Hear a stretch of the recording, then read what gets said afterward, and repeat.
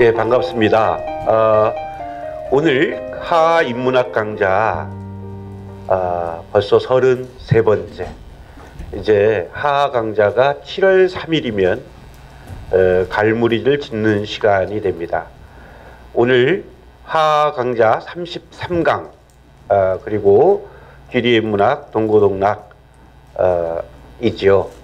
그래서 오늘은 시를 품은 백자, 아름다운 순간이라는 제목으로 아마 벌써 저는 엊그제 만난 것 같은데 벌써 가수 데뷔한 지가 19년이 됐다고 합니다. 그래서 정말 아름다운 청년 시절에 만났던 이제 백자. 제가 그 백자보다는 백자 마눌님하고 더 친합니다. 우리 하하 강좌 그 노란 리플렛을 예쁘게 만들어주고 디자인해준 친구가 바로 백자의 마눌님이세요. 옛날 그 문학예술 청년 공동체에서 이렇게 함께 만났고요. 지금도 이제 아름다운 일을 많이 하고 계십니다. 백자는 천재적인 작곡가입니다. 제가 전교조 운동을 한참 할 때였어요. 내일 모레면 사립학법 철폐 전국 교사대회를 진행을 해야 됐습니다. 제가 당시에 전교조 경기지부 문화국장을 하고 있을 때였는데, 그래서 이제 전국 공연판을 기획을 하다 보니까 갑자기 사립학법 철폐가와 또 모든 선생님들이 함께 따라서 부를 수 있는 이 공감 있는 노래가 필요했어요. 그게 행룡송인데요. 백자를 잘 검색하다 보면은 옛날 노래집에 보면 사립학법 철폐가, 그 다음에 행룡송 뭐 이런 것들 이따가 그게 나올지 모르겠어요. 다 까먹었죠. 어쨌든 그 노래를 제가 아주 그때는 버릇없게 예술가에 대한 예의도 못 지키고 하루 전에 내일 아침까지 만들어 달라. 그래도 천재적으로 만들어주는 아주 멋진 후배이자 친구였습니다.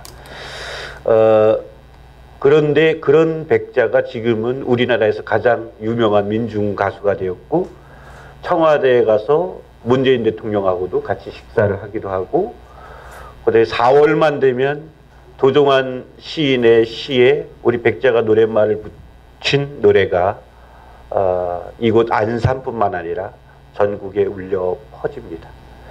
그리고 여러분이 잘 아시는 윤민섭의 노래를 또 최근에 4.16 생명안전공원과 관련된 노래도 직접 녹음했던 친구가 바로 이 백자입니다.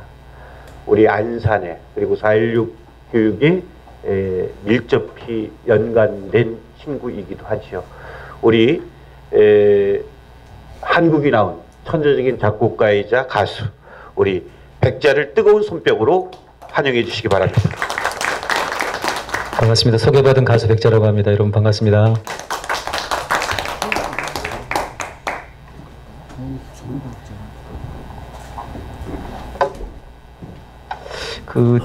제가 노래는 뭐 3시간 정도 하라 그러면 할 수 있는데 강연은 참 제가 못 하거든요. 그래서 그렇습니까?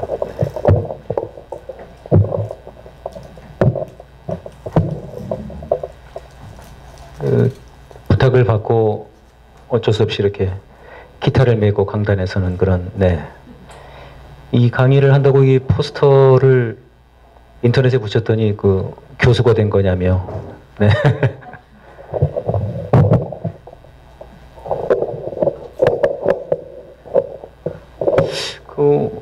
시를 품은 백자. 아마 이 제목은 제가 가장 최근에 낸 음반이 시인들의 시 20편에 제가 이제 곡을 붙여가지고 음반을 냈습니다. 제작자분은 망하셨죠. 네. 많이 안 팔렸으니까요. 그러나 역사의 길이 남을 음반이라고 생각을 하고, 자족을 하고 있습니다, 서로.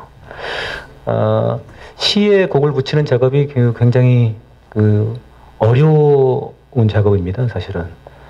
그런데 또 하고 나면 굉장히 또 재미가 있고요. 그래서 이제 작업을 쭉 했더랬는데, 오늘은 제가 이 강연을 준비하면서는 얼마 전에 제가 대한민국 역사박물관 쪽에서 연락이 왔어요. 그래서 이제 역사박물관이 올해 좀 굉장히 다양한 새로운 작업들을 많이 합니다. 제주 4.3 70주년 관련해 가지고도 기획전을 아마 지금 7월 초까지인가 하고 있는 걸로 알고 있습니다. 겸사겸사 해가지고 저한테 공연이 들어와서 그 공연을 한번 했었는데요. 그 공연을 준비하면서 했던 그 내용을 한번 여러분과 함께 나누도록 하겠습니다. 원래는 이제 여기 피아니스트랑 일렉 연주자분, 드러머, 베이스가 다 있어야 되는데, 오늘 그러지 못하지만 여러분 상상 속에서 비긴 어게인이라고 하는 영화 보면 이렇게 연주하고 있으면 막 상상을 하거든요. 저기에 바이올린이 나오고 드럼이 있고 이런 것처럼 그렇게 들어주시면 고맙겠습니다.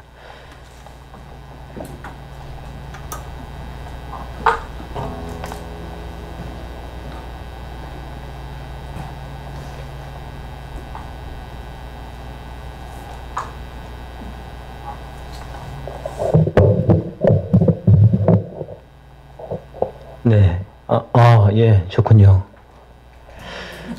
노래로 듣는 한국 근현대사 출발을 해보겠습니다. 1시간에서 한 1시간 10분? 길면 20분 이 정도 될 것 같은데요. 네. 제가 이거를 대학교 1학년들을 상대로 한번 얼마 전에 보훈처에서 한번 했었거든요. 마음이 좀 쫓기더라고요. 젊은 친구들이니까 조금만 더 걸핏하면 자버리더라고요. 그래서 오늘은 좀 마음 푹 넣고 느긋하게 하겠습니다. 제가 몇 년 전에 한번 연변, 그러니까는 윤동주 시인의 생가를 비롯해 가지고 백두산, 그 다음에 두만강, 노전은 뱃사공은 못 봤습니다만 두만강, 그리고 지반이라고 하죠. 광개토대왕비 있고 그쪽에 들렀다가 어딥니까? 신의주 단둥, 거길 갔다가 대련, 요순 감옥이죠. 거길 들렀다가 온 적이 있습니다. 사실 그 여행이 저한테 좀 굉장히 큰 좀 인생의 충격을 좀 줬던 것 같아요. 그래서 이제 그 뒤로 제가 뭔가 제 인생의 목표 같은 게 새롭게 생겼는데, 사실은 어떻게 보면 오늘 이 강연, 공연, 정확히 뭔지 모르겠습니다만 여러분과 함께 나누는 이 자리가 저의 그런 뭔가 출발의 한 출발점이다, 이렇게 보시면 될 것 같고요. 우선 윤동주 시인입니다. 제가 윤동주 시인의 생가를 갈 때 사실 윤동주 시인에 대해서 제가 알고 있는 피상적인 지식은 학교에서 배운 것 이상 없었습니다. 그러니까 서시를 쓰신 분이고 좀 뭐랄까 나약한 지식인, 일제시대에. 그 다음에 여기서 주장하는 무슨 그런 생체 실험을 했다는데 그건 좀 무리스러운 것 아닌가, 주장이. 이 정도 시각을 갖고 제가 이제 중국을 간 거죠. 이게 이렇게 되는군요. 윤동주 시인은 17년에 태어났습니다. 그러니까는 작년이 탄생 100주년이었죠. 네. 작년에 탄생 100주년 기념 행사들이 많이 있었고요. 1917년이면 세계사적으로도 유명한 해죠. 네, 러시아 혁명이 일어났던 그 해입니다. 실제 생일도 아마 가을, 늦가을이나 초겨울인가 아마 그럴 겁니다. 써 있습니까? 그렇군요. 네, 제가 써놓고도 제가 못 보는군요. 명동소학교, 명동촌이라고 하는 아주 유명한 마을이 있죠. 독립운동가들이 두만강을 건너서 건설한 마을입니다. 그 마을에 원래는 이제 애초에 윤동주 시인의 외할아버지였던가요? 그분들은 애초에는 일가는 아니었는데 나중에 이제 이주해 왔습니다. 네. 제가 굉장히 안타깝게 생각하는 부분입니다. 보통 이제 청소년들한테 질문을 해보거든요. 몇 년에 돌아가셨을까요? 네. 참 안타깝죠. 1945년 2월 16일. 네, 후쿠오카 감옥에서 돌아가셨습니다. 해방을 얼마 앞두지 않고 돌아가신 거죠. 네, 이게 생가입니다. 생가를 이렇게 이제 만들고 이게 이제 교회당이거든요. 교회당이고 이 옆쪽에 이쪽쯤에 이제 생가가 있습니다. 사실은 이것도 이제 어느 그 독지가 분이 이렇게 해서 마련을 하셨다고 그래요. 근데 사실은 솔직히 말하면은 우리가 한국에서 윤동주 그러면 정말 대단한 시인 아닙니까? 그런 것에 비하면 솔직히 말씀드리면 좀 형편없습니다. 좀 가슴이 아팠습니다, 사실은. 우리가 좀 말로만 그런 것 아닌가 싶은 생각이 들었고요. 예. 그 이제 십자가가 이제 그 교회의 나무 십자가인데요. 십자가 약간 삐딱하게 있는데 제가 본 그 어떤 십자가보다도 가장 그 예수님을 닮은 그런 십자가로 전 느껴졌습니다. 사실은 이제 윤동주 시인 평전이나 문 목사님, 문익환 목사님 평전을 읽어보면 이 교회가 굉장히 유서가 깊습니다, 사실은. 그 당시 이제 유교 분들이셨단 말이에요, 이분들이. 근데 이제 선생을 이제 자식들을 교육시키려니까 좋은 선생을 모셔오자 이랬는데 선생을 모셔왔어요. 근데 이 선생이 나는 교회에서 기독교 이거 교육 안 하면 난 선생 못 하겠다. 그래가지고 이제 대혼란이 이제 일어나고 회의를 하고 그래서 결국은 이제 그 선생의 뜻대로 된 거예요. 참 대단하시죠. 그래서 빨리 이 기독교를 받아들인 그런 곳입니다. 이 십자가와 관련된 그 윤동주 시인의 시가 있죠. 쫓아오던 햇빛인데 지금 교회당 꼭대기 십자가에 걸리었습니다. 네, 참 멋진 표현이죠. 마지막에 모가지를 들이우고 꽃처럼 피어나는 피를 어두워가는 하늘 밑에 조용히 흘리겠습니다. 어떤 그 순교자적 그런 결의 같은 게 느껴지시죠? 사실은 이제 굉장히 문약한 시인, 뭐 나약한 시인, 저는 이제 이렇게 배웠습니다만은 다시 윤동주 시인의 시들을 다시 토봐 보니까 전혀 그렇지가 않더라고요. 네, 마치 그 생애 말년에 어떤 예수님의 그 마지막 생에 골고다 언덕을 넘어가던 그런 것을 좀 각오하는 듯한 그런 게 느껴집니다. 여기는 이제 대성중학교인데요. 원래 이분이 다니시던 곳은 은진중학교였어요. 근데 이제 거기 다 중학교들이 통폐합이 됩니다. 지금 이제 대성중학교고 거기 앞에 이제 시비가 이렇게 있더라고요, 서시. 그다음에 이게 이제 거기서 파는 책입니다. 제가 이게 얼마였더라? 굉장히 쌌어요. 그래서 사가지고 한번 쭉 읽었습니다. 그런데 제가 그 교회가 이제 박물관처럼 전시관처럼 해놨어요. 그래서 윤동주 시인의 생애를 쭉 이렇게 토박볼 수 있도록 사진을 해놨는데 그 안내를 이제 그 명동촌의 이장님이 하시더라고요. 근데 이분들은 생체 실험이 가설이거나 이런 게 아니에요. 이분들에겐 정설이에요. 생체 실험으로 죽었다. 윤동주는 이렇게 딱 그 규정을 내리고 계세요. 그래서 저는 약간 사실은 굉장히 충격을 많이 받았습니다. 내가 배운 교육으로는 그냥 그 뭐 생체 실험으로 죽었을 수도 있다. 이건 좀 약간 무리스러운 주장이다. 저는 이렇게 생각을 했거든요. 근데 그렇게 얘기를 하더라고요. 그래서 이제 돌아와서 보니까 제가 윤동주 평전을 읽어보고 뒤에 이제 소개가 됩니다만 이런저런 책을 읽어보고 또 이제 영화 동주가 얼마 전에 개봉했지 않습니까? 동주에서도 이제 그런 주장을 하죠, 확실하게. 약간 좀 많이 달라진 부분이에요, 우리나라가요, 우리 사회가. 이 소설이 그 이정명 씨라고요, 그 바람의 화원, 그 다음에 뿌리 깊은 나무도 아마 이분 소설일 겁니다. 이분이 쓰신 윤동주 시인에 관련된 소설인데 굉장히 재미있습니다. 약간 좀 서스펜스 문학인데 여기 보면은 이제 윤동주 시인이 생체 실험으로 돌아가시는 그런 과정들이 나와 있습니다. 그러니까 이제 일본이 전쟁 말기에 이제 무리하게 전선을 확대를 하지 않습니까, 이 사람들이. 그 다음에 이제 독일이랑 밀약을 맺고 이러면서 독일이 소련을 침공해서 모스크바를 침공시키면 우리가 이제 동남아를 다 먹겠다 이런 건데 독일이 실패를 했죠. 소련이 그냥 세게 해가지고 소련이 이겨버렸습니다. 그러니까 이제 전선이 굉장히 어려워지니까 피가 너무 모자라고 이러니까 바닷물을 이렇게 피해 투여를 하면 혹시 살 수 있지 않나? 이런 이제 말도 안 되는 황당한 이제 연구를 해요. 실제로 동경제국대학인가 그렇습니다. 그래가지고 그 후쿠오카 감옥에 있는 조선인 재소자들에게 대대적으로 실험을 합니다. 몇 개월 동안. 그래서 그 몇 개월 동안 그 조선인 재소자들이 다 죽어버립니다. 그 일환으로 이제 우리 윤동주 시인도 돌아가시고, 윤동주 시인의 친구였던 송몽규 그분도 같이 얼마 안 있다가 바로 돌아가십니다. 윤동주 시인이 이제 어떤 시인인가 이런 것을 제가 이제 생각을 해봤는데요. 이것도 제가 많이 깨진 거예요. 정말 나약한 시인이었나? 나약한 시인이었다면 어떻게 감옥에서 2년 동안 일제 식민지 시대에 일본의 감옥에서 2년 동안 살다가 죽을 수 있냐는 겁니다. 그건 일제에 반대해서 싸웠다는 거지 않습니까? 그렇죠. 그러니까 이거는 내가 뭔가 당연한 사실을 그대로 받아들이지 못하고 뭔가 왜곡된 교육을 받았거나 그런 생각을 제가 많이 했어요, 사실은요. 보면 이제 시에서도 육첩방은 남의 나라, 이제 그 식민지 청년으로서의 그런 그 아픔이 들어있고요.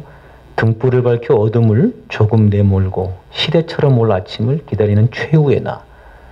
이런 것을 보면 굉장히 내가 그 작은 힘일지라도 내가 끝까지 가겠다고 하는 그런 결연한 의지가 아까 그 십자가에서처럼 나타나는 것 같습니다.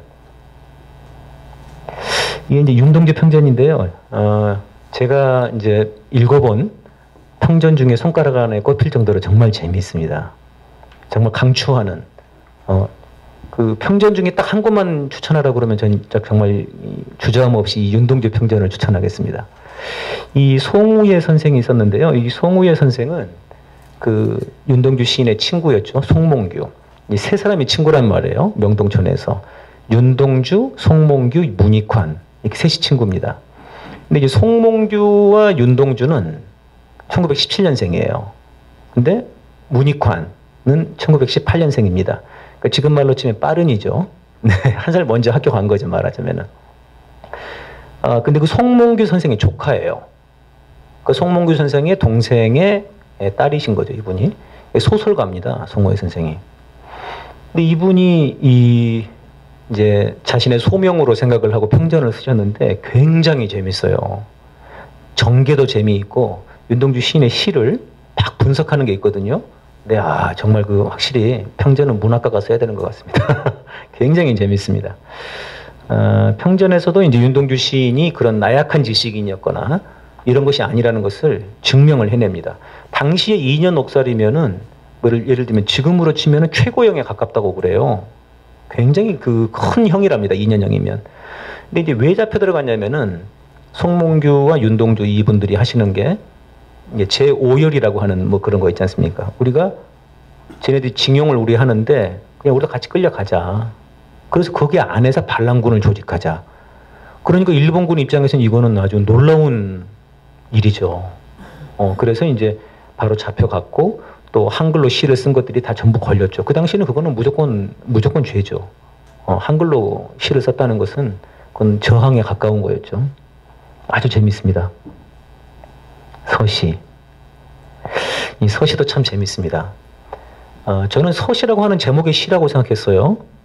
그렇지가 않더군요, 이게. 이번에 저도 처음 알았습니다. 그러니까 시집을 낼 때 말하자면 머릿말이죠. 내가 이 책을 내며 이런 거를 이제 그냥 시처럼 쓴 거예요, 그냥. 그러니까 뭐 예를 들면 우리가 이제 뭐 책을 내면서 제가 이 책을 내게 된 뭐 배경에는 안산에 있는 많은 시민 여러분들이 뭐 저를 사랑해 주셨고 뭐 이런 거지 않습니까? 그런 것처럼 쓴 시예요. 그래서 이제 이 서시라고 하는 것은 모든 시인에게 거의 다 있는 그런 시입니다.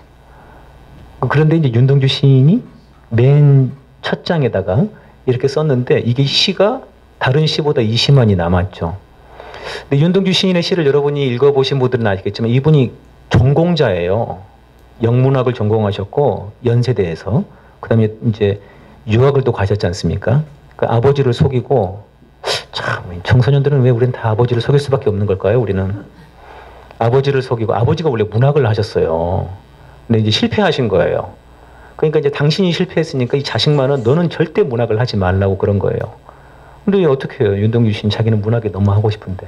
그래서 이제 상업대학교 간다고 속이고 가서 이제 문학을 공부하시고 또 이분이 정지용 시인을 그렇게 좋아했습니다.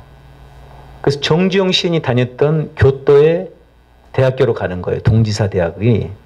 이분이 가진 이유가 정지용 시인을 너무 좋아했던 거예요. 지금 도시사 대학이라고 하거든요, 일본말로. 도시사 대학에 가면은 그 두 분의 시비가 같이 이렇게 있습니다. 연동주, 정지용. 그런데 이제 재밌는 건 뭐냐면 제가 이제 예술가로서 좀 드는 생각은 우리가 이제 굉장한 절차 탁마를 거치고 구상에 구상을 거듭하고 그렇게 이제 창작을 한단 말이에요. 작전을 짜고 언어를 곱씹어보고. 그런데 사실은 서실은 대단히 부담 없이 쓰셨을 것 같아요. 어떻게 보면 예술이라고 하는 것은 굉장히 많은 작전과 작전, 절차 탁마 이런 것을 다 통합한 어떤 아주 쉬운 표현, 누구나 알기 쉽게 말할 수 있는 그런 것이지 않을까 하는 생각을 저는 서시를 보면서 좀 생각을 해봤고요. 이 서시에 제가 곡을 붙인 노래를 여러분과 함께 나누도록 하겠습니다. 박수 쳐주시면 하겠습니다.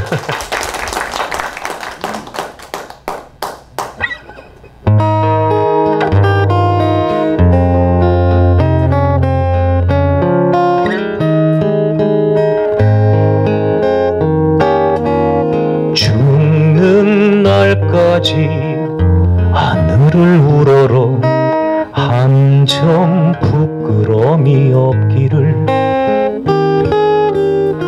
잎새 얘기는 바람에게도 나는 괴로워했다. 별을 노래하는 마음으로 모든 죽어가는 것을 사랑해야지. 그리고 나한테 주어진 길을 걸어가야겠다. 오늘 밤에도 별이 바람에 스치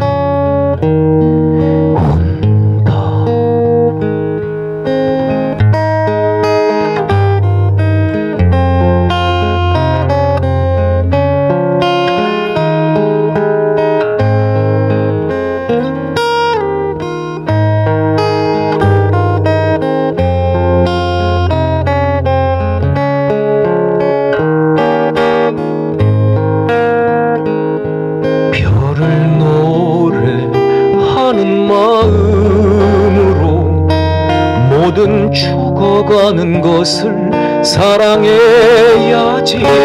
그리고 나한테 주어진 길을 걸어가야겠다. 오늘 밤에도 별이 바람에 스치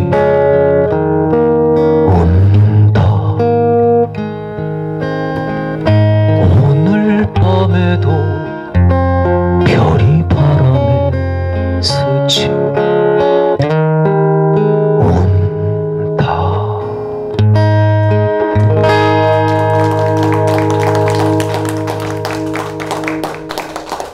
네, 고맙습니다.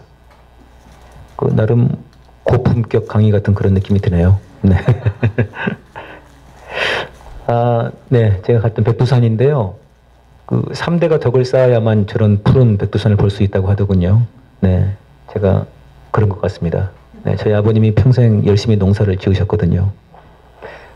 아주 맑은 사진을 찍어서 올렸더니 다들 합성 아니냐고 페이스북에서 논란이 일었었습니다. 대련 감옥에 가서 제가 만난 신채호 선생님입니다. 신채호 선생님은 저 대련 감옥에서 돌아가셨습니다. 제가 이게 지금 거기 대련 감옥 안에 있는 여순 감옥 안에 있는 이 표지거든요. 근데 이제 중국에 가보신 분들은 아시겠지만 동북공정으로 인해 가지고 광개토 대왕비 이런 게 다 뭐 호태왕릉 뭐 이런 식으로 해가지고 한글이 없습니다. 자신들의 언어로만 돼 있고. 사실 굉장히 좀 우리가 이제 통일을 좀 눈앞에 두고 있는데요. 통일이 되면 빨리 시급하게 해야 될 게 이 고구려, 고조선, 우리 발해사에 대한 좀 그 연구가 돼야 된다고 생각합니다. 우리 뭐 제가 알기로는 도정환 장관님이나 우리 문재인 대통령 두 분도 굉장히 관심이 많다고 제가 알고 있는데 그분들이 좀 빨리 돼야 될 텐데요. 그런 데서는 전부 다 그 하여튼 한문으로 돼 있어요. 그래서 굉장히 기분이 굉장히 나빠요. 보고 있으면서요. 그런데 이 여순 과목은 이제 항일을 했던 그 조선인들이 있는 곳이라서 그런지 중국 사람들이 굉장히 존중을 합니다. 여기는. 그게 이제 뭐 중국 공산당이라서 그런지는 모르겠는데요. 그래서 이렇게 한글로 다 돼 있어요. 설명도 한글로도 돼 있고. 이게 참 이채롭더라고요. 이 부분은 좀 고마웠습니다. 그리고 이제 제가 또 인상적이었던 것은 거기에 갔는데 이제 안내하는 사람이 중국 그 여성이었어요. 한 25인가 됐다고 하는데 이분이 자기가 독학으로 우리말을 배웠대요. 한국말을. 그래서 1시간 반 동안 우리를 수행을 해주는데 한국말로 다 소개를 해줘요. 이건 굉장히 감동받았습니다. 이건 참 너무 고맙더라고요. 그래서 이제 사실은 동북공정에 당한 상처, 여순 과목에서 좀 치료를 받았습니다. 우리 신채호 선생님께서 안타깝게도 이 과목 옥 안에서 죽었다는 그런 아무런 관심도 없이 거적되기 위해서 마찬가지죠. 우리 윤동주 시인도 후쿠오카 감옥에서 그렇게 쓸쓸하게 돌아가셨습니다. 사실은 지금 신채호 선생, 안중근 의사 다 그 시신이 없습니다. 시신이 없는데 참 거기 가면은 이제 어떻게 그 시신들을 처리했는지가 나와요. 참 어처구니가 없습니다. 사람이 죽으면은 교수형을 시키고 그 바닥으로 떨어뜨리는데 떨어뜨릴 때 사람이 이제 이렇게 돼 있지 않습니까? 그럼 떨어뜨릴 때 이걸 이렇게 해서 이제 바구니에 넣습니다. 그러니까 얼굴하고 다리하고 맞물리는 거죠. 이게 바구니에 넣어서 이 바구니를 그대로 가서 동네 야산에 그냥 묻습니다. 그러니까는 일제놈들이 여기 가서 이제 그 해설사에 의하면은 8.15 당일날에도 처형을 했다고 하고요. 당일날에는 또 모든 그 서류들을 다 불태웠다고 해요. 그래서 이제 그 뒤에 가보니까 그 공동 야산에 사람들이 다 죽어서 그렇게 바구니처럼 묻혀 있는 건데 누가 누군지를 알 수가 없는 겁니다. 수없이 많은 사람들, 조선과 중국의 항일 투사들이 다 죽어 있으니까요. 누가 안중근인지, 누가 뭐 중국 사람인지 신천지 알 도리가 없는 거죠. 네, 그런 참 안타까운 일이었습니다. 신채호 선생님은 우리 이제 독립운동가로도 알고 있고요. 언론인으로서도 굉장히 많은 일을 하셨습니다. 그 당시에. 또 이제 사학자, 역사학자로서도 특히 고대사에 대한 그런 부분들을 많이 했습니다. 유명한 말씀을 많이 남겼어요. 뭐 역사 관련해서 우리가 역사를 잊은 민족에게 미래는 없다 그런 말씀도 있지만 고대사를 알려면은 김부식의 삼국사기를 읽기보다 여기 와서 광개토대왕비 한번 보는 게 낫다. 이렇게 주장하시기도 합니다. 조선혁명선언은 굉장히 유명한 그 문장이죠. 이게 조선의열단인가요? 거기 의열단의 선언이자 신채호 선생님의 역작이라고 하죠. 조선위인전. 이 책은 지금 출간된 적이 있습니다. 근데 지금 다 절판이 됐더라고요. 좀 좋은 출판사에서 다시 한번 좀 냈으면 좋겠는데, 우리 민족의 영웅들에 대한 이야기들입니다. 을지문덕, 그 다음에 최도통이라고 하더만요. 이 선생님은 그 최영 장군에 대한 이야기, 이순신, 이런 몇 분의 삶을 다룬, 여기 써놨군요, 제가. 네. 이제 가물가물합니다, 요즘은요. 조선상고사, 이게 굉장히 어렵다고 그래요. 저도 아직 읽어보지는 못했습니다. 이게 잘 안 보이네요.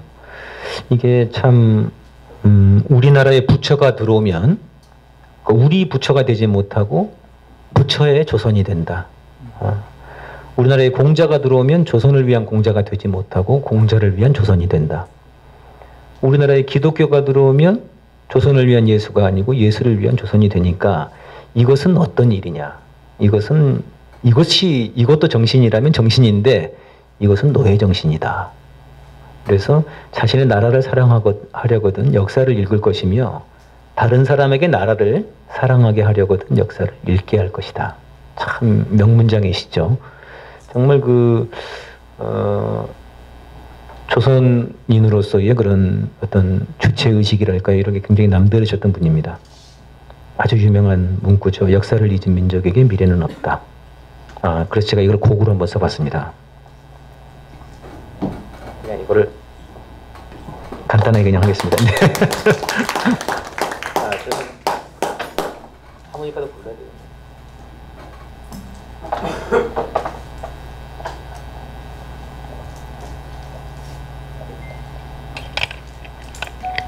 예, 어렵지 않으니까요. 여러분이 좀 같이 불러주셨으면 좋겠습니다. 가사는 다 있고요.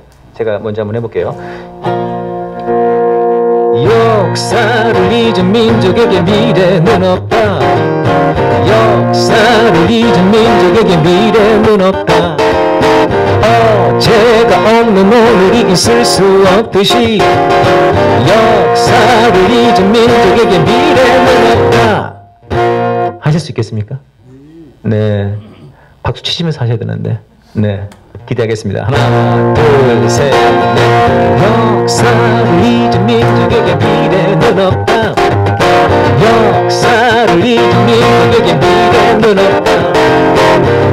어제가 없는 오늘이 있을 수 없듯이 역사를 잊은 민족에게 미래는 없다. 싸우고 또 싸워서 지킨 위대한 민족의 역사여. 싸우고 또 싸워나가자. 새로운 역사를 쓰리라. 역사를 잊은 민족에게, 역사를 잊은 민족에게 미래는 없다. 역사를 잊은 민족에게 미래는 없다. 언제가 없는 오늘이 있을 수 없듯이 역사를 잊은 민족에게 미래는 없다. 역사를 잊은 민족에게 미래는 없다. 역사를 잊은 민족에게 미래는 없다. 언제가 없는 오늘이 있을 수 없듯이 역사를 잊은 민족에게 미래는 없다.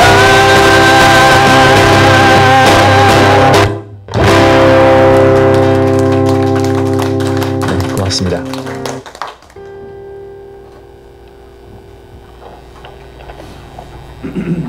제가 사실은 여기를 다녀와서 이제 그런 생각을 했습니다. 그때가 또 한참 이제 역사 교과서가 이제 뭐 국정 교과서 뭐 이러면서 역사를 왜곡하고 있을 때였고, 정말 우리 대한민국 역사가 신채호 선생님의 거적되기 위해서의 죽음처럼이나 대한민국 역사를 그런 정말 제식시키려고 하는 상황에서 제가 좀 이 인물 한 분 한 분을 한 노래 한 10곡에서 12곡 정도로 해서 인물 콘서트를 해야 되겠다, 이런 생각을 그때 사실은 마음을 먹었습니다. 이 여행에서. 그래서 이 여행을 다녀와서 쓴 노래입니다. 사실은 이제 신채호 선생님 관련해서 10곡을 썼는데 아직 공연을 못했고요. 제 꿈은 이제 신채호 선생님 거를 제가 썼고, 그 뒤에 이제 작년에 윤희상 선생님이라고요. 좀 이따 여러분께 소개를 해드릴 텐데, 그분 노래를 또 한 10곡 쓰고, 올해는 문익환 목사님 거를 10곡을 썼습니다. 앞으로 이제 계속해서 이제 해 나갈 그런 생각입니다. 여운영 선생님, 김구 선생님, 안중근 의사 이렇게 쭉 해 나갈 생각인데요. 제 바람은 이제 이걸 가지고 좀 고등학교를 많이 돌았으면 좋겠어요. 제 바람은. 아직 실현은 못하고 있습니다. 올해 보니까 교육감들이 굉장히 좋은 분들이 많이 됐다고 전국적으로 그러는데, 정작 이게 잘 사업화는 잘 안 되네요. 제가 수완이 없는 것인지 혹시 좀 연결을 좀 시켜주실 수 있으면 좀 부탁드리겠습니다. 예. 다음은 안중근입니다. 뒤쪽은 제가 좀 빨리 넘기고요. 앞쪽을 이렇게 좀 천천히 하겠습니다. 안중근 의사에 대해서도 제가 사실은 그다지 아는 게 많지 않았던 것 같습니다. 우리 역사에서 배운 거 말고는. 아이를 위해서 제가 이제 책을 몇 권을 샀었거든요. 제 아이가 올해는 이제 고1이 됐는데, 중2 때인가 제가 이제 그때 조정래 선생이 쓴 청소년을 위한, 아닌가? 어린이를 위한인가? 위인전이 몇 권 있어요. 그래서 세종대왕, 이순신, 안중근, 윤봉길, 김구 하여튼 이런 신채호, 김구 이 정도 분들이 있었는데 그 정도 읽은 거 뭐 말고 특별히 여러분과 뭐 저는 아는 게 비슷했던 것 같습니다. 근데 이제 이게 재미난 것은요. 가봤더니 이게 이제 그 아까 말씀드렸던 지금 요순 과목입니다. 근데 이게 독채예요, 독채. 예. 안중근 의사는 다른 제수들이랑 같이 두지 않았습니다. 일본 놈들이 따로 독채를 뒀습니다. 근데 재미난 것은요. 일본 사람들에게 이토 히로부미는 지금도 영웅입니다. 대단한 영웅이고 그 당시에 일본 사람들에게도 대단한 영웅이죠. 물론 이제 진보적인 지식인들은 그렇게 바라보지 않죠. 진보적인 사람들은 이제 침략자로 바라보고 그런 분들이 많이 있습니다. 일본에. 그렇지만 일본 전반적으로는 영웅으로 배워왔고 영웅입니다. 근데 그런 사람을 쏴 죽인 거죠. 안중근 의사는 처음에 잡히셨을 때부터 자신은 이제 그 손가락을 단지하면서부터 조선혁명군인가 하여튼 그런 군인으로서 자신을 위치지어요. 그래서 나는 군인으로서 우리나라를 침략한 침략자를 나는 사살한 것이다. 그러니까 이것은 정당 방위이고 이것은 나를 포로 대접을 해야 한다. 이렇게 주장을 해요. 나는 군인이고 포로로서 대접받기를 원한다. 그렇지만 일본 애들은 뭐라고 하냐면은 한 사냥꾼이 이렇게 표현합니다. 그 당시 언론에. 말하자면은 듣보잡 사냥꾼이 우리들의 국부를 죽였다는 거죠. 그렇게 이제 떠들어 대놓고 사실은 그럼 뭐 자범처럼 대우해야 될 거 아닙니까? 아무데나. 그렇지만 따로 독채를 줄 수밖에 없는 거죠. 그만큼 사실은 대단히 큰 일이었고 또 안중근 의사를 이제 잡아가지고 신문을 해보니까 보통이 아니란 말이에요. 왜 죽였는가? 근데 그 20가지인가요? 그거를 쭉 그 열거를 하는 거지 않습니까? 너희들은 우리 국모를 시해했고 또 우리 1905년에 우리 그 외교권과 이런 것들 다 박탈했고 이건 굉장히 논리정연하단 말이에요. 사실은 문무를 겸비한 장군이죠. 사실은 안중근 의사는요. 그러니까 이제 따로 가둘 수밖에 없었던 거예요. 참 이거 자체도 참 아이러니컬하죠.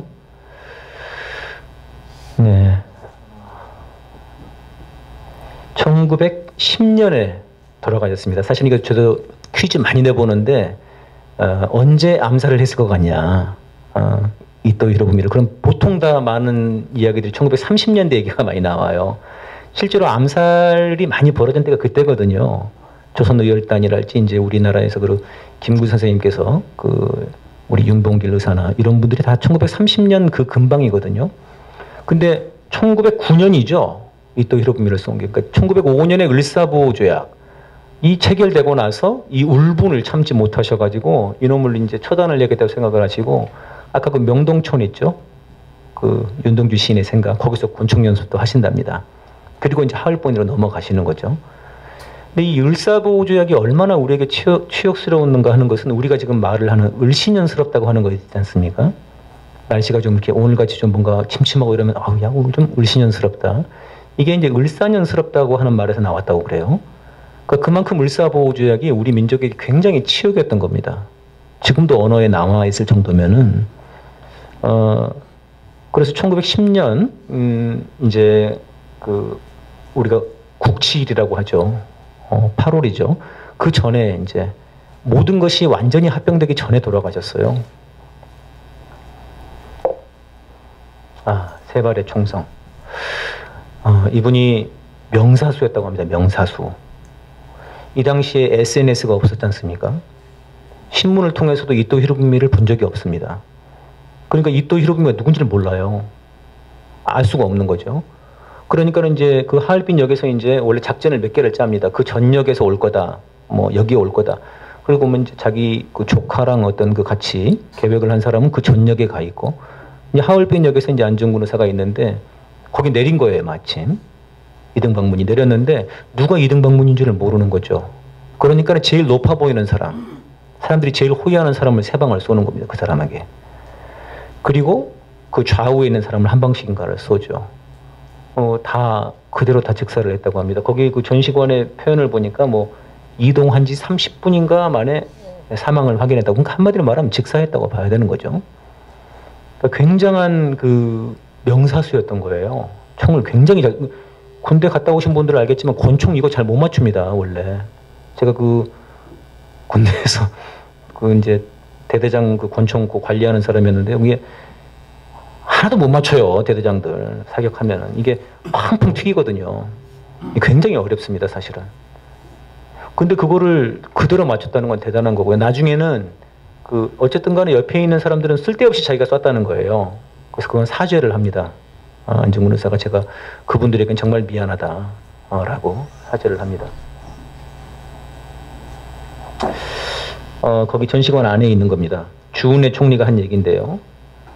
주은혜 총리는 그 중국 사람들이 사실은 어떻게 보면 모택동보다 더 존경한다고 그래요. 주은혜 총리를. 굉장히 존경하는 분이에요. 이분이 이제 그 중국의 동북 지역, 말하자면 이제 길림, 뭐 연변 이쪽에서 이제 활동을 했던 혁명가예요. 주은래가 하는 말이 이 1910년도에 이 항일 운동, 중국의 항일 운동도 이 안중근 의사의 총성에서 비롯됐다는 거예요. 용기를 많이 얻었고 그 끼친 영향이 사실은 어마어마한 거죠. 예, 우리가 발렌타인데이만 되면 많이 이거 얘기하죠. 서영 선고를 받은 날이라고. 이것도 재미있습니다. 단지를 한 사람들은 한 명도 변제를 하지 않았다고 그래요. 네. 이것도 참 우리 제가 대학생들한테 얘기를 많이 해주고 제 아들한테도 얘기를 많이 해줍니다만 한번 얘기하면 금방 지나가더군요. 네, 오랫동안 귀에 남아있지는 않는 것 같습니다. 아주 유명한 말씀이죠. 하루라도 책을 읽지 않으면 입안에 가시가 돋는다. 그러니까 참 다독가였다고 하고 거기 저희 그 수행한 중국인 해설사에 의하면 사형당하기 바로 직전까지도 지금 사형장으로 가자고 하는데 나에게 10분만 더 달라고 책을 조금만 더 마저 읽고 가겠다고 그러셨다고 합니다. 참 그 책을 읽는 걸 좋아하셨고 실제로 이제 이 감옥에서 많은 또 책을 쓰고 글을 쓰십니다. 근데 그 필력과 그 내용이 참 어마어마하시죠. 네, 아주 유명한 말씀입니다. 사형 선고를 받았어요. 그래서 이제 주변에서들 항소하라고 이제 권하죠. 항소를 하라고 권하는데 어머님이 이제 편지를 보냈어요. 동생들 편에 편지를 보내셔서 하시는 말씀이 네가 만약 늙은 어미보다 먼저 죽는 것을 불효라고 생각한 것은 한다면 그것은 이 어미는 웃음거리가 될 것이다. 너의 죽음은 너 한 사람의 것이 아니라 조선인 전체의 공분을 짊어지고 있는 것이다. 그래서 네가 항소를 한다면 그것은 일제의 목숨을 구걸하는 일이다. 네가 나라를 위해 이에 이른즉 땀만 먹지 말고 죽어라. 참. 그 어머니의 그 아들이신 거죠, 사실은요. 참 대단하신 것 같습니다. 그러시면서 이제 이 다음 문장이 그거죠. 다음 생에는 필부로 오라고. 평범한 백성으로 오너라. 그러니까 사실은 어머니도 가슴이 아픈 거죠. 누가 어떤 어머니가 당신의 아들에게 잘 죽어라 그럴 수 있겠습니까? 그러면서 이제 이 수의를 보내주십니다. 그 편지와 함께 이 수의를 입고 가라고. 그래서 이제 그 어머니께 편지와 수의를 받고 지금 이제 이 동생들한테 한 얘기예요. 동생들이 왔을 때 내가 죽은 뒤에 내 뼈를 하얼빈 공원 곁에 묻어두었다가 우리 국권이 회복되거든. 참 가슴 아픈 일이죠. 1910년 그 합방이 되기 전인데 우리 의사께서는 국권이 곧 회복되실 거라고 그렇게 믿으신 거죠. 고국으로 반장을 해다오. 나는 천국에 가서도 마땅히 국권을 위해서 힘쓸 거고 너희들은 돌아가서 동포들에게 책임을 지고 의무를 다해서 마음을 같이하고 힘을 합하여 공로를 세우고 업을 이루도록 일러다오. 대한 독립의 소리가 천국에 들려오면 나는 마땅히 춤을 추며 만세를 부를 것이다. 네, 그렇게 말씀을 하고 사형을 당하셨습니다. 예, 제가 좀 그 전날 좀 술이 과해서 얼굴이 좀 꾀죄죄하죠. 네, 그렇습니다. 이게 이제 거기 안에 안중근 의사의 그 붓글씨들이 쭉 전시가 돼 있어요. 그때 일본 간수들이 서로 제발 하나만 써달라고 그렇게 부탁을 했다고 합니다. 근데 안중근 의사가 하나도 거절하지 않으시고 다 써줬다고 그래요. 하나씩 다. 저것만 모아서 전시도 하고 그렇답니다. 일본 그 간수들이. 근데 그거를 이제 카피를 한 거죠. 다 말하자면은. 그 중국 측에서 이거를 이제 한 전시관으로 쭉 해놓은 거예요. 그러니까 자기들도 안중근 의사를 굉장히 존경한다고 하는 것이 여기서 드러납니다. 근데 이제 제가 인상 깊었던 것은 이것이 맨 마지막이에요. 지금 이렇게 쭉, 제가 쭉 다 돌고 저게 이제 마지막 출구로 나가는 곳이 저게 써 있거든요. 그러니까 나라를 위해서 헌신하는 것이 군인의 본분이다. 이 말은 안중근 의사는 마지막 순간까지도 당신은 군인이라고 생각하셨다는 거예요. 군인으로서 살다가 가신 거죠, 말하자면은. 참 그런 붓글씨도 너무 잘 쓰시지 않습니까? 붓글씨도 얼마나 잘 쓰시는지 정말. 그래서 제가 그 여순 과목을 들어가면서 나오면서 이 노래를 한번 완성을 해봤습니다. 여러분과 함께 나눠보겠습니다. 예, 고맙습니다.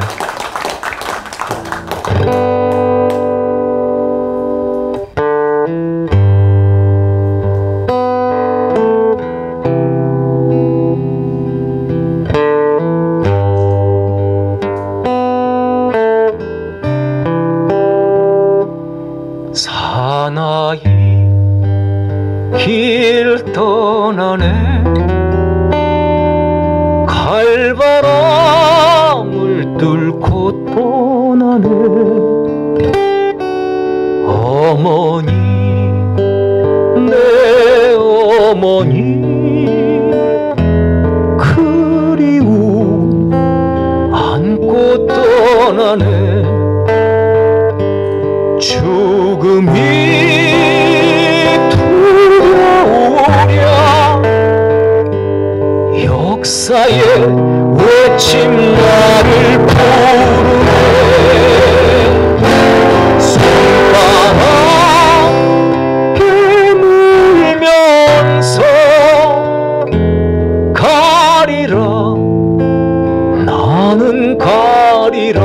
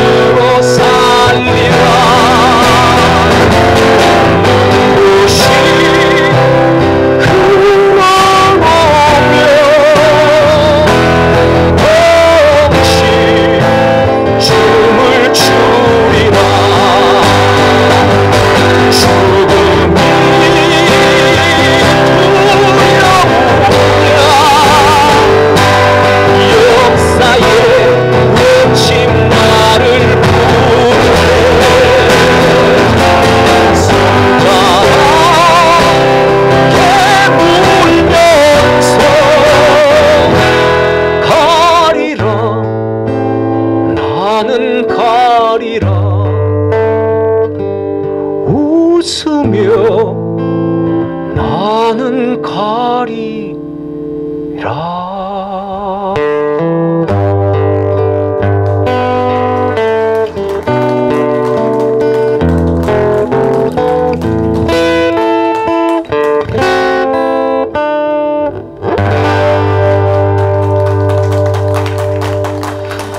네, 고맙습니다.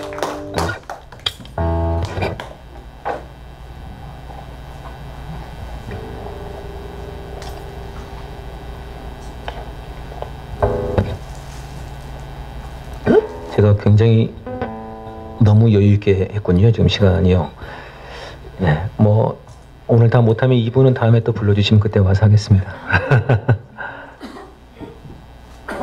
네, 이게 이제 이번에 문익환 목사님에 대한 얘기인데요. 윤동주 시인이고 문익환 목사님입니다. 그리고 여기가 이제 이게 제가 지금 잘못되어 있는데 장준환 선생으로 되어 있는데 장준하 선생이 아니라고 합니다. 아니라고 하는 것은 그 송우회 선생이 아까 그 윤동주 평전에서 이거를 거론을 했습니다. 인터넷에서 이 새 친구라고 나와 있는데 이것은 아니다. 여러분도 이것을 아니라는 것을 알아주시면 좋겠습니다. 이 모자는 좀 그 사연이 있습니다. 원래는 이제 이 모자가 문익환 목사님 거고 이게 지금 윤동주 씨인 건데 이게 좀 잘못 나왔다 그래요.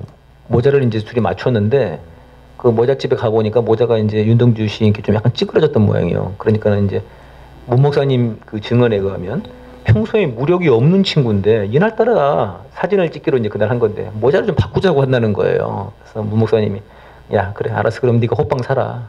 그래서 바꿔서 써서 찍었다는 그 일화가 있는 사진입니다. 참 미남자들이죠. 예, 이게 그 숭실중학교 예 입학한 숭실중학교는 그 평양에 있는 네, 중학교였고요. 아주 유명한 그 학교였습니다. 그 당시에 명문중학교죠 말하자면요. 네, 여기 다니시다가 다시 이제 그 은진중학교로 가셨던 거. 은진중학교에서 이쪽으로 오셨던. 은진중학교에서 이쪽으로 오셨네요. 맞아요. 이 사진이 은진중학교 졸업생들끼리 거기 출신들끼리 찍은 숭실중학교 사진이라고 그럽니다. 그렇습니다. 장준하 선생은 원래 그 이분은 아니시고 문익환 목사님 동생분이 계세요. 문동환 목사님이라고. 사실은 1970년대는 이분이 훨씬 더 유명했습니다. 민주화 운동가로. 문 목사님은 굉장히 늦은 나이에 운동을 시작하세요. 거의 환갑이 다 되셔가지고 이제 운동에 뛰어드시는 겁니다. 예, 늦게 배운 운동이 무섭다더니 아주 굉장히 열정적으로 사시다가 가셨죠. 그 문동환 목사님의 친구분이었다고 그래요. 장준하 선생은요. 네, 94년 1월 기억하고 계신 분들이 여기도 계실 수 있습니다. 그해 겨울 참 그 뭐랄까요, 좀 아득했죠. 문 목사님 가시고 또 그때쯤이 아니었나요? 그 김남주 시인도 2월 13일이었던가요? 그해 돌아가시고 또 신기한 것은 문 목사님이랑 또 함께 껴안았던 북의 김일성 주석도 문 목사님을 따라서 그해 또 같이 하늘로 다 가셨습니다. 참, 우리 조선의 어머니들이 참 대단하신 분들이에요. 이 문 목사님 어머님도 참 대단하신 분입니다. 감옥 갈 일이 있으면 가야지. 응? 그렇게 주장하시던 분이셨어요. 그러면서 이제 나 가거들랑 박수 치면서 보내라고. 참 멋있는 그 어머님이셨고, 사실 이 사진이 굉장히 유명한 사진. 이게 장례식장 사진이에요. 장례식장에서 이렇게 춤추면서. 원래는 감옥에 계셨어요. 문 목사님이. 네, 특별 가석방에 대해서 나오셨는데, 이 지금 춤추시는 분이 이분이 지금 고운 시인이신데, 최근에 지금 문제가 지금 많았죠. 사과를 깔끔하게 하셨으면 좋아하셨을 텐데, 네, 그렇습니다. 이게 이제 아주 유명한 뭐랄까, 일화라고 봐야죠. 1989년 1월에 89년이면은 이제 사실은 그 노태우 정권 들어서고 뭔가 이제 통일 교류를 해보겠다 이런 기운이 좀 높아질 때였어요. 그런데 창구는 단위로 하고 말하자면 정부 차원에서 할 테니까 니네 미는 가만히 있어라 이럴 때였어요. 목사님께서 이제 1월 1일 날 시를 쓰신 거예요. 밤을 새가면서 난 올해 안으로 평양으로 갈 거야. 그래가지고 이제 흥분을 하신 거예요. 당신 스스로. 그래서 새벽에 전화를 합니다. 이제 친구들한테. 들어봐. 내가 시를 하나 썼는데 시도 제법 길어요. 그러니까 친구분들은 좀 힘들었겠죠.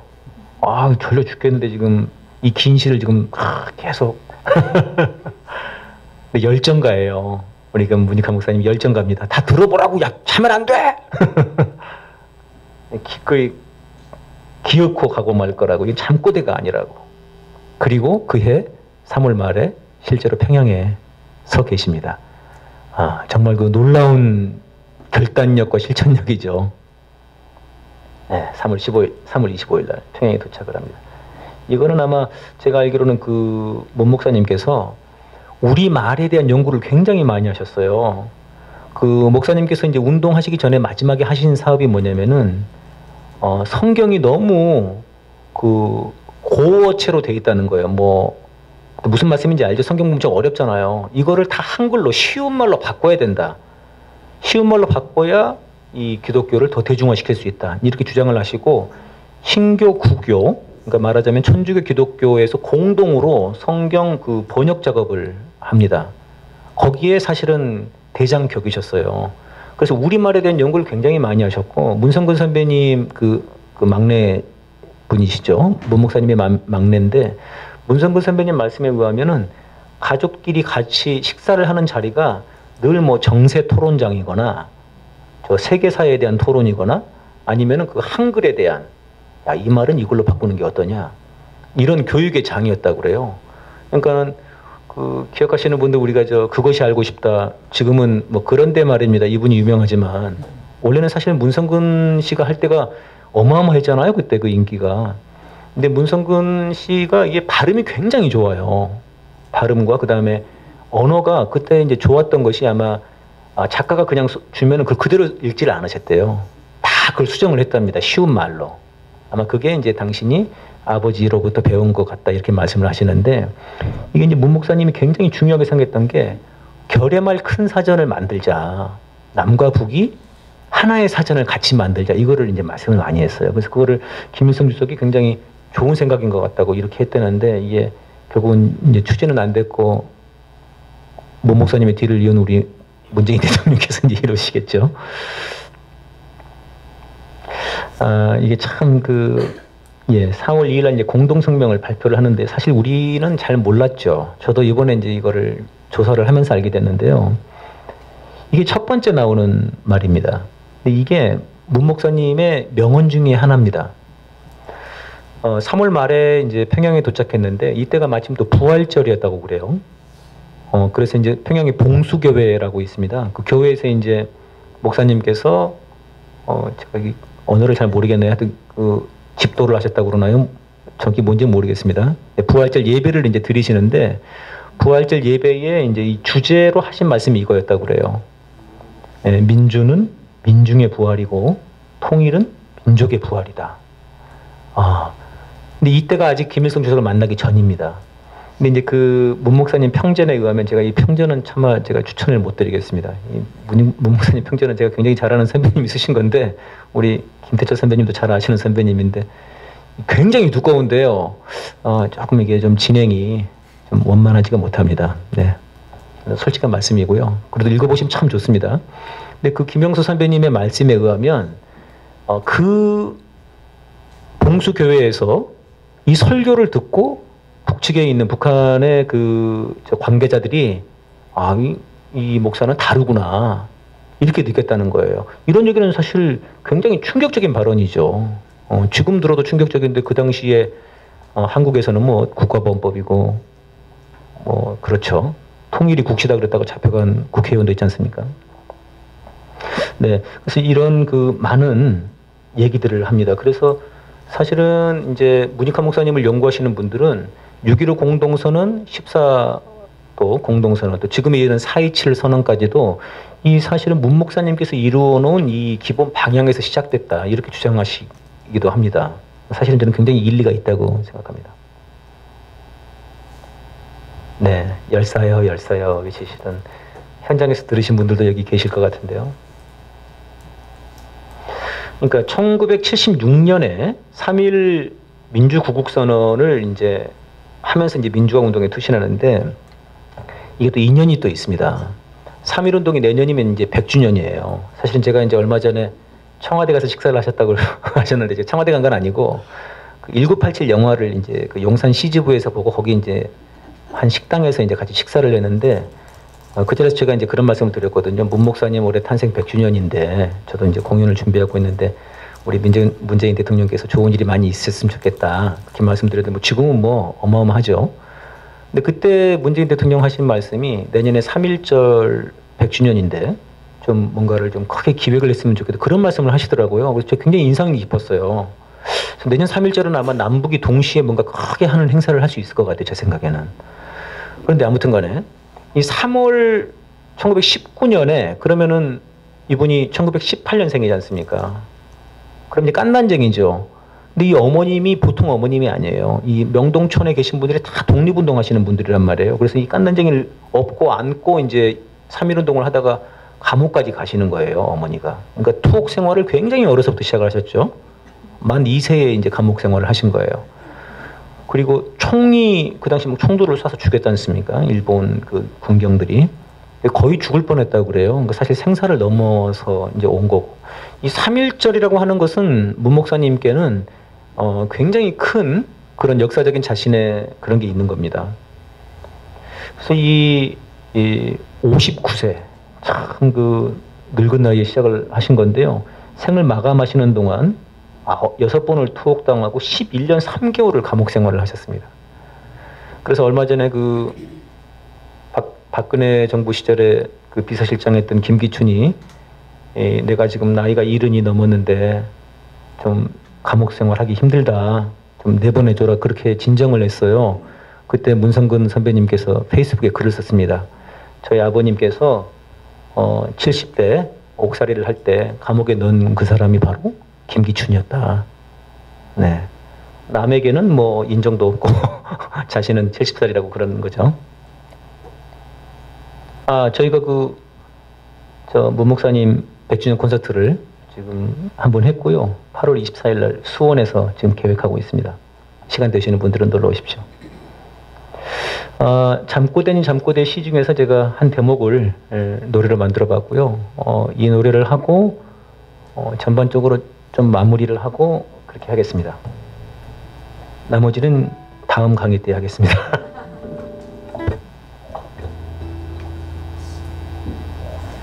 네, 이 역사를 산다는 것 말이야라고 하는 부분이 그 잠꼬대 아닌 잠꼬대의 한 대목입니다. 근데 사실은 전에 제가 이 시를 읽었을 때는 맨 끝 대목이 저한테 왔어요. 문 목사님이 돌아가신 뒤에 평양 가는 기차표를 내놓으라고, 안 좋을 거면 뭐 관둬라, 내가 알아서 갈 테니까, 넋으로라도 갈 테니까, 임진강을 내가 헤엄쳐라서 갈 테니까, 이런 그 말이 굉장히 남아서 제가 그 부분을 따서 이제 꽃이라고 하는 노래를 제가 대학 시절에 만들었었는데, 다시 이번에 읽어보니까 이 부분이 굉장히 가슴에 와닿는 거예요. 역사를 산다는 건 말이야, 바꾸는 거야. 밤과 낮을, 하늘과 땅을 바꾸는 거야. 그 표현이 참 너무 좋더라고요. 그러니까 이런 각오로 사실은 이제 가신 거죠. 여러분 함께 나누겠습니다.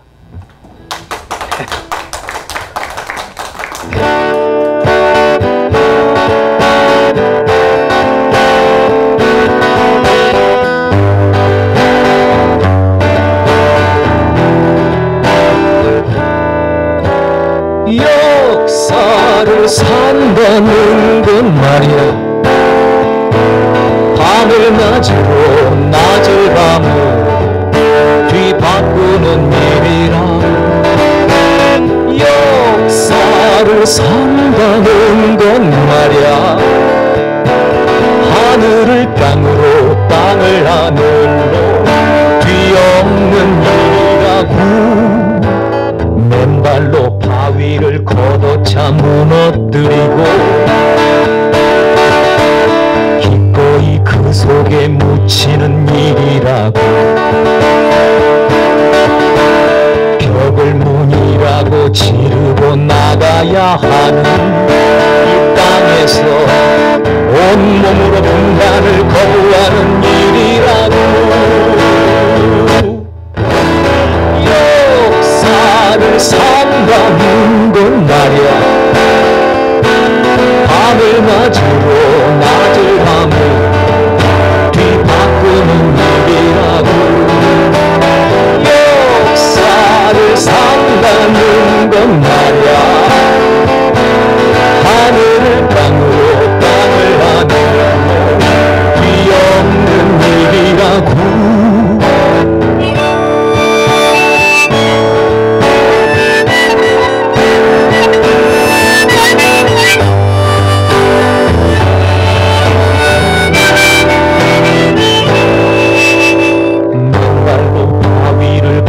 참 무너뜨리고 기꺼이 그 속에 묻히는 일이라고. 벽을 문이라고 지르고 나가야 하는 이 땅에서 온몸으로 분단을 거부하는 일이라고.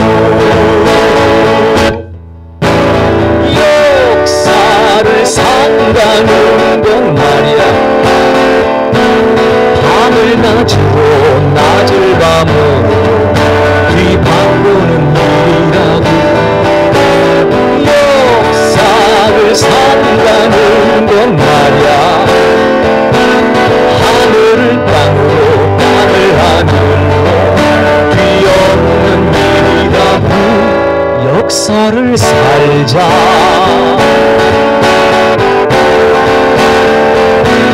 역사를 살자.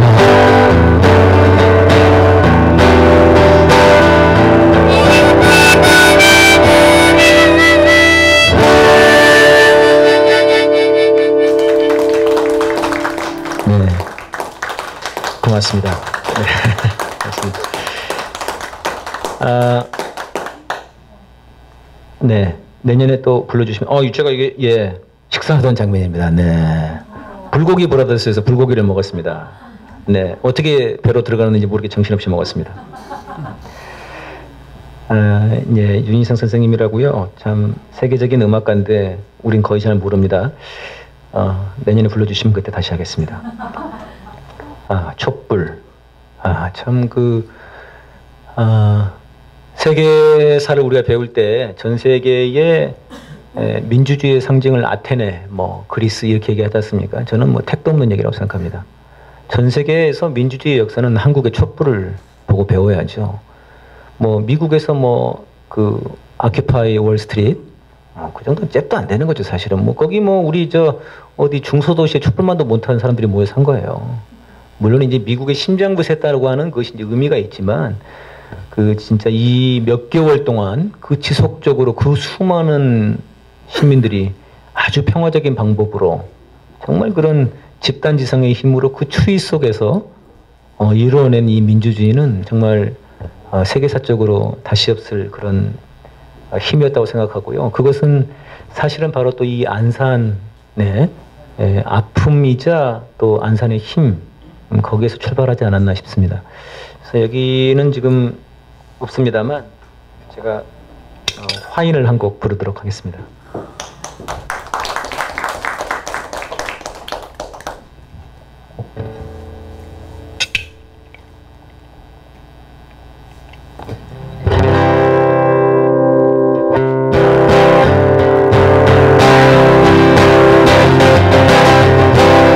이제 4월은 내게 옛날의 4월이 아니다. 이제 바다는 내게 지난 날의 바다가 아니다. 눈물을 털고 일어서자고 쉽게 말하지 마라. 하늘도 알고 바다도 아는 슬픔이었다.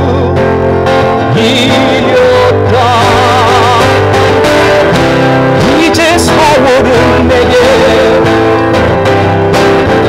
옛날의 4월이 아니다. 이제 바다는 내게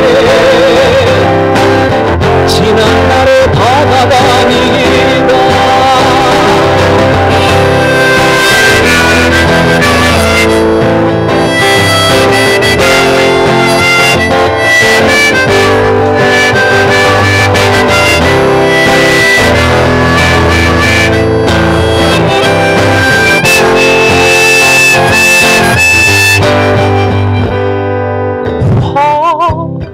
인처럼 찍혀 평생 남아있을 아픔.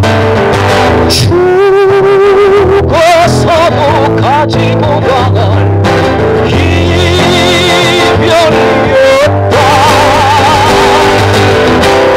이제 4월은 내게 옛날의 4월이 아니다. 이제 바다는 내게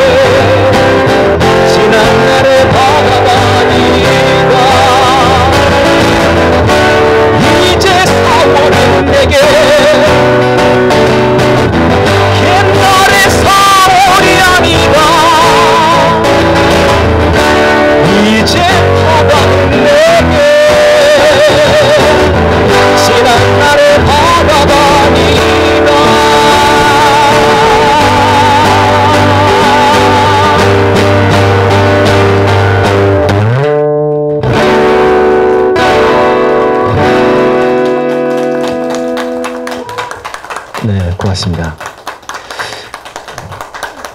네, 앵콜이신 건가요? 아, 그래요. 그럼 앵콜을 한 곡 더 하겠습니다.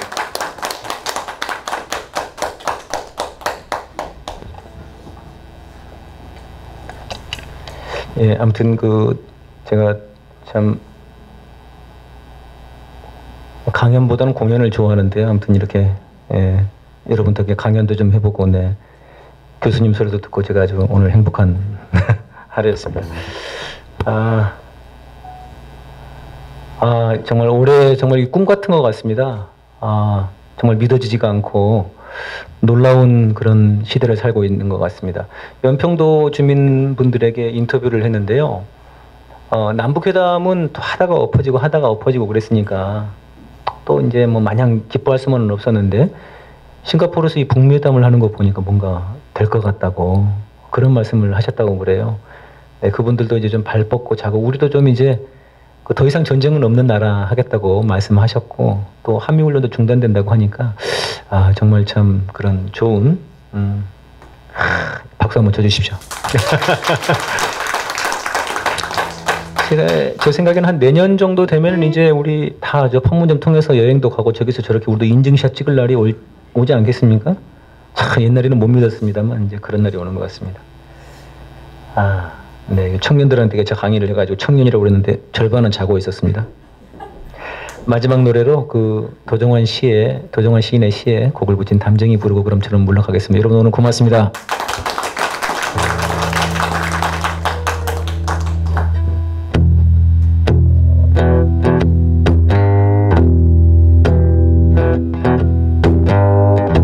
저것은 별 어쩔 수 없는 벽이라고 우리가 느낄 때 그때 담쟁이는 말없이 그 벽을 오른다. 물 한 방울 없고 씨앗 한 톨 살아남을 수 없는 저것은 절망의 벽이라고 말할 때 담쟁이는 서두르지 않고 앞으로 나아간다. 한 뼘이라도 엉겨러시 함께 손을 잡고 올라간다. 부르게 절망을 다 덮을 때까지 바로 그 절망을 잡고 놓지 않는다. 저것은 넘을 수 없는 벽이라고 고개를 떨고 있을 때에 담쟁이 방안에 담쟁이 수천 리를 이끌고 결국 그 벽을 넘는다.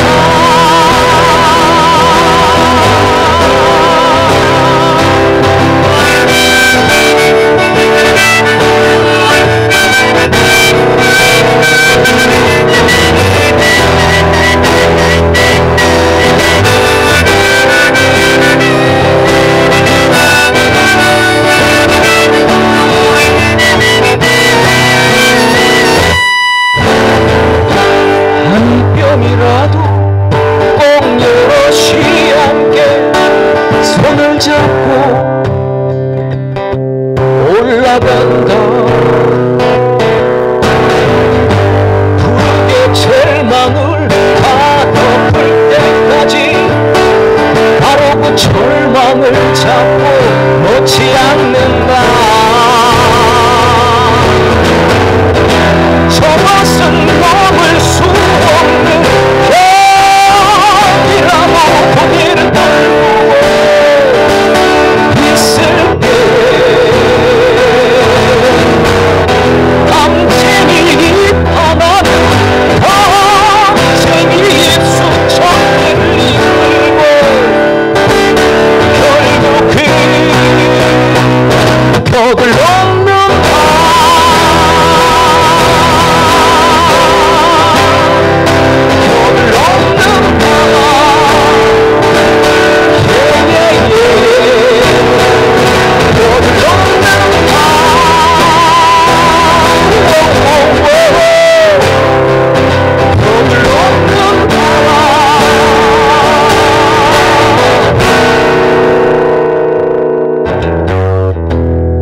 가슴벽 어쩔 수 없는 벽이라고 우리가 느낄 때 그때 담쟁이는 말없이 그 벽을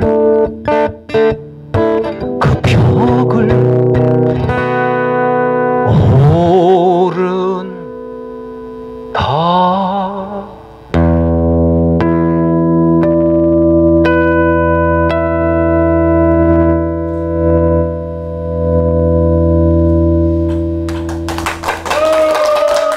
네, 여러분 고맙습니다. 가수복자였습니다.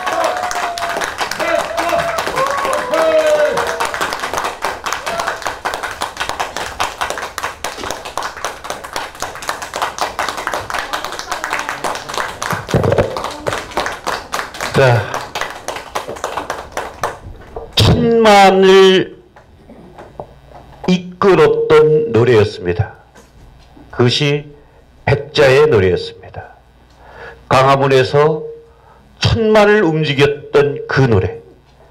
오늘 이곳 한양대 기리문학 동고동락에서 그리고 하하인문학 강좌 33번째 만남에서 우리 백자를 만났습니다.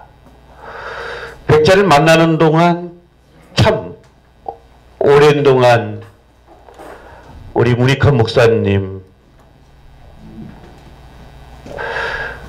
감옥에서 나와서